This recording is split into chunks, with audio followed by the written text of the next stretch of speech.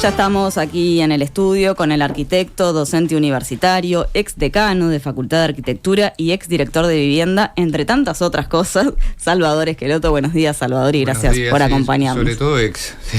Sobre todo ex, bueno, muy bien. Pero sí, el listado es largo, porque también participación allí, ¿no? En la Intendencia de Montevideo, has estado en distintas comisiones, pero como había que resumir, nos quedamos con algo de todo este extenso currículum, Salvador, pero bueno, tomando sobre todo esto que decíamos de exdirector de Vivienda, porque es el tema que queremos traer hoy. Estamos en el último año de gobierno y en ese sentido ya hemos conversado contigo tiempo atrás, también estuviste obviamente en Info 24. ¿Cuál es tu balance ahora que ya estamos a tan poco de terminar esta administración de lo que se hizo durante estos 5 años en esta materia? Bien, yo venía pensando, ¿qué digo? Porque esta pregunta del balance es bien interesante, me hace mucha gracia porque pensando en otro nivel, ¿no? A los precandidatos del Frente en varios medios de comunicación, en entrevistas, una de las preguntas que les hacen es, bueno, usted dijo todo lo que está mal o todo lo que se está haciendo mal, pero ¿qué cosas buenas ha hecho este gobierno?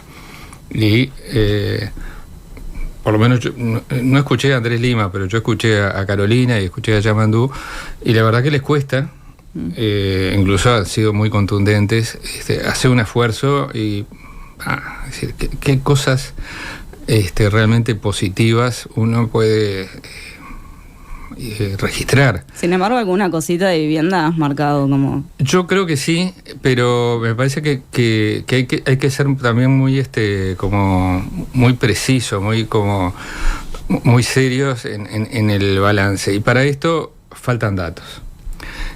Quizás la mejor nota que se le pueda dar en materia de vivienda a este gobierno es no haber desmantelado todo lo que venía de atrás, cosa que en otras áreas sí se hizo.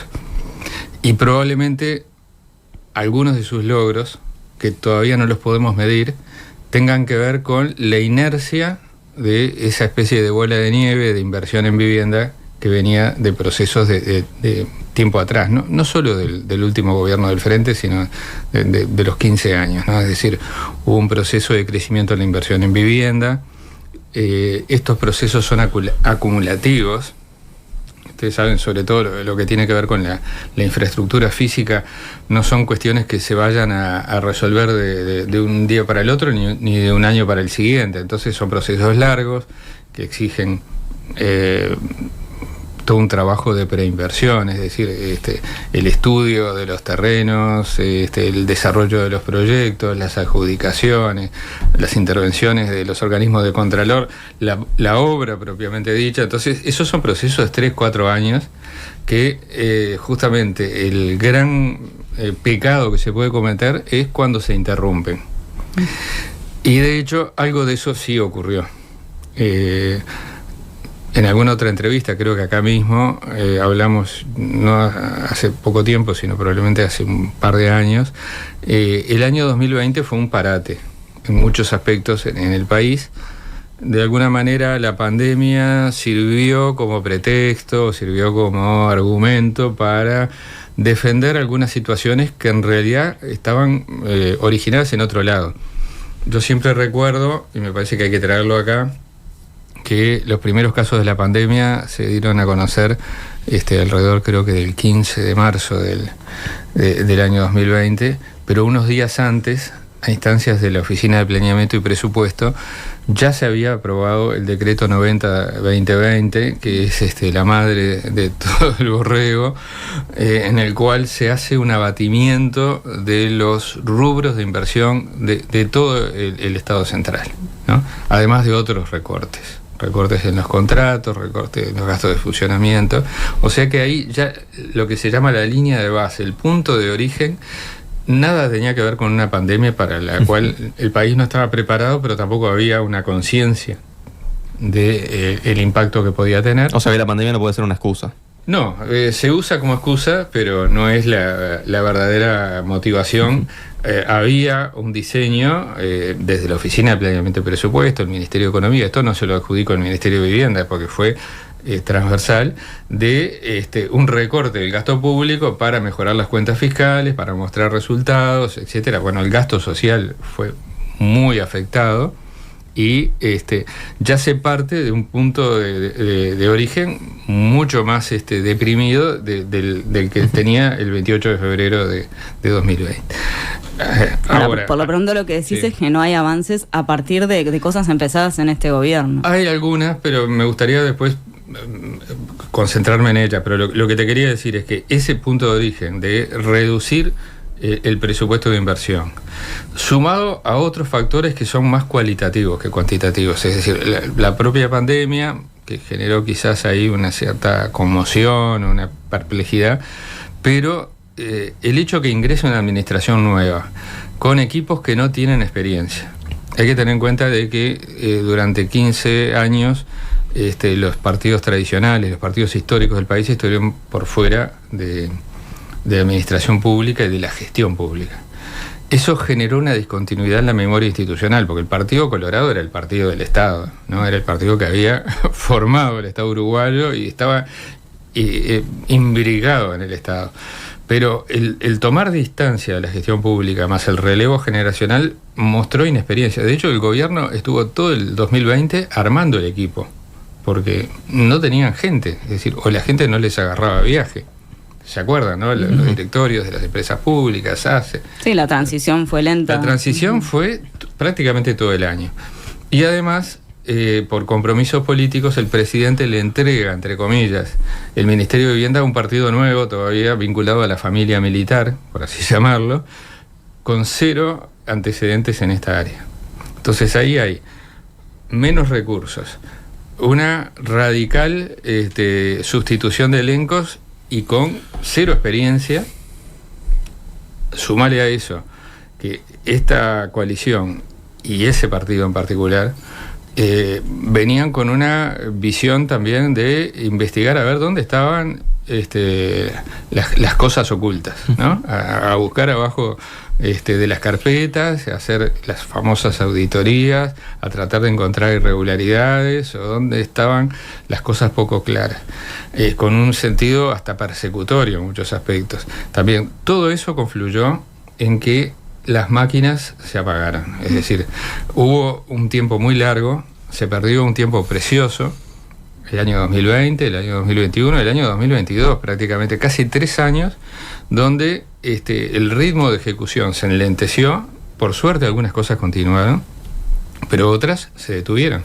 Y si vamos, Salvador, a pensar algunas políticas en concreto, por ejemplo, al plan Avanzar. Bueno, inicialmente el objetivo era llegar, para dar un poco de contexto, a 15.000 hogares de 120 asentamientos de todo el país. Se terminó llegando simplemente a 3.000, según informaba el observador. Sí, ¿Qué evaluación hace de este plan? Bueno, es justamente eso. Si tú pasás 2 años y medio montando un programa, después los resultados que vas a mostrar a fin del periodo van a ser magros. 2 más 2, 4. ¿Qué pasa? El plan Avanzar, yo no tengo detalles de su ejecución fina, pero en su diseño general tiene objetivos compartibles. Es decir, de alguna manera incluso le da continuidad a ideas que había manejado el último gobierno del Frente Amplio, que era concentrar y coordinar todos los programas que tenían que ver con la situación de la gente en situación más precaria, ¿no? Los asentamientos irregulares, las personas digamos desafiliadas del sistema de seguridad social, las madres solas jefas de hogar, lo que atendía el plan Juntos, lo que atendía el Plan Nacional de Realojos. De hecho ya estábamos coordinando, pero se le da un marco institucional y supuestamente, esto me parece que hay buena información para respaldarlo, se le da un flujo posible de recursos mucho más importante que el que tenía. Pero si uno mira ahora la propaganda electoral, como en otros aspectos, por ejemplo, el famoso spot de Delgado, y lo ha venido repitiendo el precandidato Delgado en los últimos actos políticos, mezcla pasado, presente y futuro. Eso es lo mismo que están haciendo con la inversión en infraestructura vial o en otros aspectos, ¿no? Cuando hablan de los famosos récords, porque este gobierno instaló la idea del récord, ¿no? Todo es récord. récord en esto, récord en lo otro, y también está el récord del plan Avanzar, las 70.000 personas, los 15.000 hogares. Eso es aspiracional, como dirían ahora, ¿no? Los gurús del bienestar. Porque ese sería el resultado si se invirtieran todos los recursos hoy previstos para financiar las acciones de este plan Avanzar. Pero claro, si yo pongo en marcha la máquina hace un semestre. Bueno, apenas, justamente, ¿no? en el último... ¿Qué resultados puedo esperar? Claro, en el último Consejo de Ministros el presidente fue muy concreto con esto, ¿no? Pidió que se le dé celeridad al plan Avanzar, que bueno, que no se demore por temas burocráticos, que se pise fuerte el acelerador en este sentido. ¿Llama la atención este apuro ahora del presidente? ¿Esto es una preocupación genuina según tu parecer? ¿O es algo que tiene más que ver con la campaña electoral? Bueno, yo creo que obviamente cualquier gobierno que está ingresando en la última etapa quiere ver resultados, ¿no? Esto le pasa a cualquiera y es razonable y es sano. Lo que no es muy real es que en este momento, prácticamente a 9 meses de culminar su mandato, por más que se acelere, se pueda lograr ver resultados más importantes, ¿no? Yo diría que el balance del plan Avanzar lo tendremos cuando se cierre el año 2024 y haya una memoria del Poder Ejecutivo, un balance de gestión que llegue al Parlamento y ahí tendremos los números. Hay muchos procesos iniciados. Acá hay que también ser muy cautos porque le va a pasar a cualquier gobierno. Acá no hay resultados espectaculares que se produzcan de un día para el otro.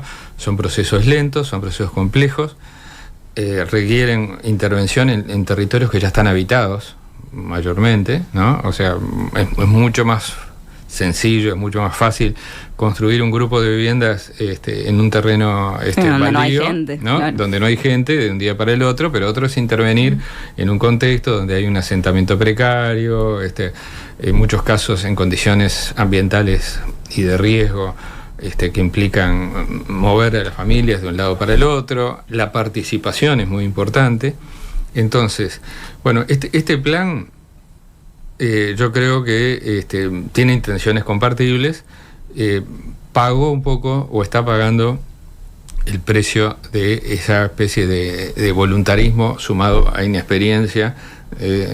Cualquier gobierno cree que va a hacer las cosas mejor que los que venían antes, entonces lo primero que se hace es borrón y cuenta nueva. Después se da cuenta que uno tiene que aprender de lo que venía atrás, ¿no? Y sobre la base de eso mejorar. Pero esta que tú me preguntabas es una de las 2 apuestas que hizo el gobierno. Después hizo otra, que esta sí creo que realmente no despegó, que es el famoso programa o plan Entre Todos Sueños en Obra, que buscaba darle un giro a la política de vivienda por este lado, sumando los recursos del Fondo Nacional de Vivienda a la inversión privada, es decir, apuntalando la inversión privada con algunos, hasta un 30% de cada proyecto con fondo de vivienda, para que los privados produjeran viviendas de menor costo y con posibilidad de que accedan familias de ingresos que no venían accediendo a la oferta del sector privado clásica. Bueno, ese programa, que también demoró 2 años y medio en montarse y ponerse en ejecución, prácticamente no arrancó. Son muy pocos los proyectos, muy pocos. El sector privado no lo vio como atractivo. Los proyectos que avanzaron, algunos en el interior, algunos en Montevideo, hay muy pocos terminados, muy pocas viviendas terminadas, y a mí me genera mucha duda el diseño, ahí sí, porque creo que si bien también puede estar atrás una intención compartible, es decir, cómo apuntarlo a la inversión privada para lograr que más familias accedan, que me parece que es una buena idea, la forma por la cual se instrumentó desanda con respecto a criterios de equidad que en algún momento se implementaron para todo el sistema público de vivienda, como es el famoso subsidio a la permanencia, ¿no? Uh-huh. Sí, ahora más adelante te vamos a preguntar por el tema del sector privado y algunas modificaciones que hubo, pero pensando ahora en lo que ocurrió esta semana, fue el actual ministro Raúl Lozano, cabildante, igual que la exministra Irene Moreira, allí al Parlamento, a la Comisión de Vivienda, y bueno, la idea era que entregara justamente lo que fue, ¿no?, el informe jurídico, la investigación administrativa que se hizo por las irregularidades de Moreira, donde surgían muchas cosas, ¿no? Decía, fue a todas luces violatoria de principios de igualdad, buena fe, transparencia, ¿no? Hablaban de que no se ajustó a derecho ni a la ética. ¿Cómo analizas tú todo este episodio? Bueno, yo creo que está muy claro, ¿no? Lo que me, entre comillas, alegra del final de este episodio es que no terminó cortándose el hilo por el hilo más fino, ¿no? Digamos, sancionando a los funcionarios, porque en algún momento parecía que esa era la consecuencia de todo el proceso, ¿no? Que quien dio la orden de estas adjudicaciones irregulares queda por fuera, digamos, de toda responsabilidad, y se terminara aplicando algún tipo de sanción a quien ejecutó algo que le resultaría seguramente muy difícil no hacer, ¿no? Y acá creo que también hay que ser bastante como contundente, ¿no? Porque la vara ética no tiene que ver con lo cuantitativo, es decir, porque también una manera de restarle trascendencia a esta irregularidad, es decir, bueno, fueron muy pocas viviendas, ¿no? Y en realidad de estas casi ninguna se terminó adjudicando porque los beneficiarios renunciaron o no se terminó. Es el argumento de la mayor parte del oficialismo, ¿no? Pero bueno, que en realidad los procesos existieron, fueron flagrantemente irregulares, algunas se adjudicaron, pero todo eso revela un modus operandi o incluso un intento de enchastrar hacia atrás, hacia administraciones anteriores, que después la investigación dejó absolutamente claro que no había ningún antecedente similar a lo que ocurrió en este periodo, ¿no? Entonces me parece que esto es importante dejarlo en claro. ¿Qué acciones vendrán después de esto? Bueno, estamos en un año ya donde el final del periodo se avisora, y la vida parlamentaria tiene como otras dimensiones. Yo creo que en otro contexto esto hubiera esto más la realidad de ejecución de la política de vivienda hubiera meritado una interpelación. Pero claro, fueron tantos los problemas que enfrentó este gobierno y tan prioritarias otras cuestiones. Recuerden los problemas del puerto, ¿no? Recuerden los problemas de seguridad, que cuestiones como la vivienda, que son muy importantes y que mostraron dificultades desde el punto de vista de la gestión política del Poder Ejecutivo, quedaron como en otro plano, no están en la agenda como la cosa más urgente. Salvador, y si vamos no solamente a la ejecución de los planes, sino a la concepción de los mismos. En ese sentido, Claudio Fernández, vicepresidente de la Agencia Nacional de Vivienda en el periodo 2019-2015, dijo a La Diaria que este gobierno retornó a la perspectiva de soluciones pobres para pobres. Y vos también has hablado de que este gobierno ha tenido similitudes con el de la calle Herrera. ¿En qué se vio reflejado esto? Bueno, mirá, esto se ve en todos los programas. Yo cuando decía si le preguntaran a cualquiera de la oposición qué cosas buenas se hicieron, en todo caso no desmantelar lo que venía atrás. Antes de contestarte esto te digo ejemplos. Hay obras que se están haciendo hoy en todo el país que en realidad se adjudicaron en 2019. Hay obras que se adjudicaron en 2019 que llevaban la firma del doctor Tabaré Vázquez, que el contrato de obra se firmó en mayo de este año, ¿no? Para que tengan idea, ¿no?, cómo fue esa situación de congelamiento. Entonces, muchos de los resultados que estamos viendo ahora, en entregas, etcétera, tienen que ver con proyectos y con procesos que se iniciaron en 2016, 17, 18 y 19. Pero también había una idea, y esto es lo que dice Claudio Fernández, que es una idea como mágica, que ya existió en los 90, que se mostró como una falacia, por así decirlo, de que hay que estratificar las soluciones y de acuerdo a los niveles de ingreso de las personas varía la calidad de la solución. Algo que en el gobierno del Frente Amplio se cambió radicalmente, que es muy poco conocido, que es que el Frente volvió al espíritu, esto fue el reglamento de 2008, reglamento de producto se llama, al espíritu de la ley de vivienda original, donde el producto vivienda, entre comillas, el objeto material vivienda, es de una calidad estandarizada, por así llamarlo, en sus prestaciones. Cantidad de dormitorios de acuerdo a los integrantes y la composición del núcleo que va a habitar, características constructivas, térmicas, servicios, localización, ¿no? Una calidad asegurada.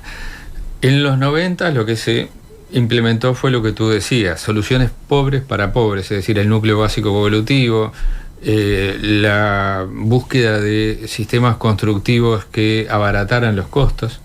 Entonces, esa obsesión por abaratar los costos, que también tiene mucho que ver con inexperiencia y con una visión errada de lo que es la composición de la estructura de costos de un programa de vivienda, fue un poco esa búsqueda hasta casi como inocente o naif de los sistemas constructivos no tradicionales como el elemento que iba a poder, yo recuerdo que muchos reportajes, la ex ministra hablaba de bajar el precio del metro cuadrado. Ya las viviendas no eran viviendas, eran metros cuadrados, ¿no? Entonces, es que de hecho se habló de 25 metros cuadrados, puede ser. Bueno, sí, hay un cambio también que permite hasta 25 metros cuadrados, mientras que la ley de vivienda hoy está en 35 metros cuadrados, ¿no? Entonces ya ahí tenemos un cambio significativo. Pero independientemente de la superficie, que también es importante, el tema del sistema constructivo, si yo pienso que la forma de producir, entre comillas, como si fuera a producir cajas de zapatos, mayor cantidad de unidades de vivienda, es lograr abaratar una parte, que es una parte del proceso productivo, que es el sistema constructivo que aplico, ¿no? Bajando los estándares de prestaciones, estoy equivocado, porque ahí inciden un montón de cosas. Incide el precio del suelo, que es determinante, algo que nadie lo mira, ¿no? Y que en el Uruguay es un factor estructural muy relevante. Incide la infraestructura. Es decir, vale el suelo, pero también vale la llegada de las redes de saneamiento, de drenaje, bueno, todo lo que sabemos que implica una calidad de vida, condiciones urbanísticas mínimamente aceptables. Y por supuesto, el proceso productivo. Pero también acá creo que hay una especie como de foco erróneo en esto es un tema para el futuro, sobre todo, que es mirar solo la producción de vivienda nueva, porque se han producido muchas viviendas, esto es verdad, el sector privado y vemos casas vacías. Claro. Exacto. Entonces el problema quizás en el futuro, en un futuro no tan lejano, sea más que producir a la tasa de incremento de producción que estamos teniendo hoy, un número altísimo de viviendas, ¿cómo logramos que las familias accedan a esas viviendas? Bueno, justamente, Salvador, si pensamos en el futuro y en un eventual cuarto gobierno del Frente Amplio, ¿cuáles van a ser las políticas en materia de vivienda? Sí, mira, justo yo comentaba, me preguntaban qué había de alguna manera aportado yo en el último periodo. Yo integro la Comisión Nacional de Programa de Frente, represento a mi sector, vertiente artiguista, y en el proceso de elaboración programática trabajé en lo que se llamó el espacio integrador dentro de la estructura de programa, que tiene que ver con el bienestar social, ¿no? Y hay un dato muy llamativo que me parece que hoy todavía los partidos no han mostrado, el Frente ha sido el que mostró más sus propuestas programáticas, pero si uno mira dos de los documentos más importantes, que es las bases programáticas del Frente Amplio y el documento de Álvaro Delgado, Hay un dato que es, porque uno puede escribir las cosas más lindas, pero también hay otros datos que delatan cuál es de alguna manera el sustrato ideológico que está atrás. Uh-huh. En el programa del Frente Amplio, los temas de vivienda, hábitat y ciudades están dentro del eje de bienestar. Están en un capítulo de bienestar íntimamente entrelazados con cuestiones vinculadas a la educación, a la salud, al deporte, a el trabajo, a una cantidad de políticas transversales que tienen que confluir con las políticas de vivienda y hábitat. En el programa Delgado está en el capítulo de infraestructura, ¿no? Entonces, ya ahí hay una concepción que se trasunta claramente. Es decir, si mi eje es articular las políticas de manera que las personas que tienen necesidades de vivienda accedan a una solución de vivienda, pero además permanezcan, y que para ello es necesario un despliegue de políticas y de acciones que aseguren eso. Y por otro lado, lo que yo tengo como mirada es la producción material del objeto vivienda. Ahí tenemos una diferencia muy importante, ¿no? Parece que esto es como el punto de partida. Ahora, tomando eso como una base, ¿cuáles son las propuestas del programa del Frente Amplio? Bueno, hay una aspiración que ya estaba presente en el año 2019, que estaba en los documentos de la campaña anterior, que era la de lograr duplicar el presupuesto de vivienda. Esto es muy ambicioso. ¿Por qué es muy ambicioso? El año 2004 fue el año de históricamente más baja ejecución de vivienda en la historia contemporánea, por lo menos desde que se toman registros en la historia contemporánea del país. El Frente tomó ese punto de partida en 2005 y a partir de ahí, en 15 años, multiplicó en términos reales, es decir, en moneda constante, por 3,5 ese nivel de ejecución inversión pública.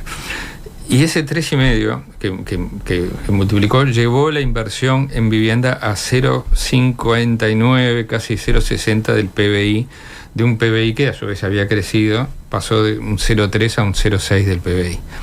Hoy estamos un poquito más abajo, porque hubo un recorte, es decir, un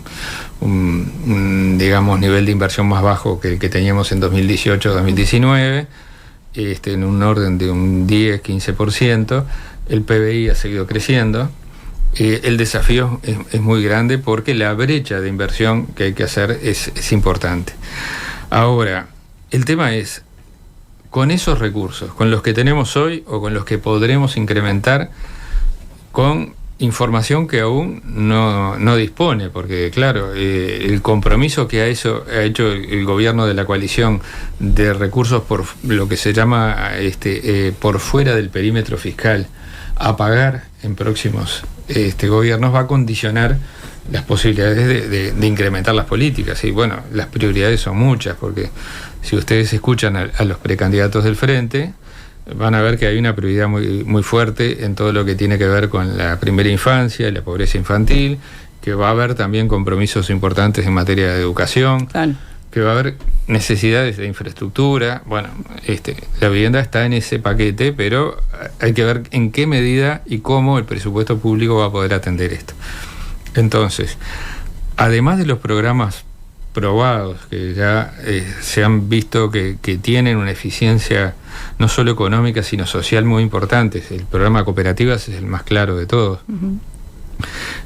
Habrá que innovar en programas nuevos. Y una de las propuestas que está contenida en las bases programáticas del Frente es el relanzamiento y la innovación en el marco de la Política Nacional de Alquileres, ¿no?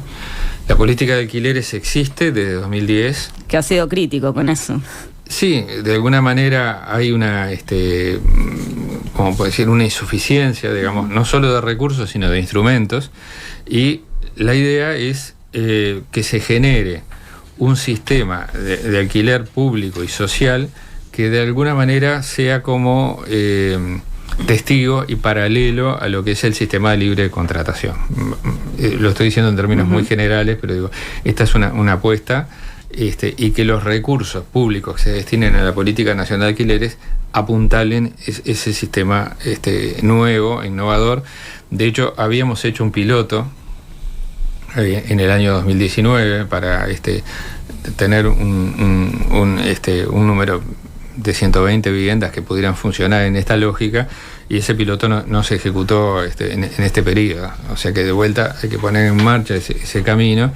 El tema del alquiler creo que es algo que en el Uruguay perdió centralidad desde que se asentó una visión propietarista. Es decir, como que bueno, el sueño de la vivienda propia, entre comillas, era una, digamos, vía preferencial de acceso a la vivienda.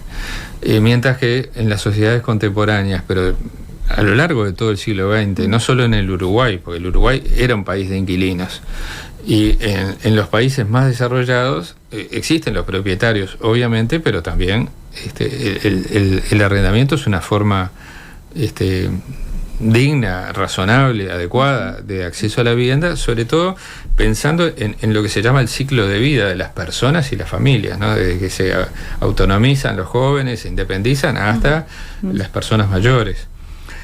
Y agrego que además de temas de alquiler, va a haber que hacer un esfuerzo muy importante en el diseño de nuevos programas, ¿no?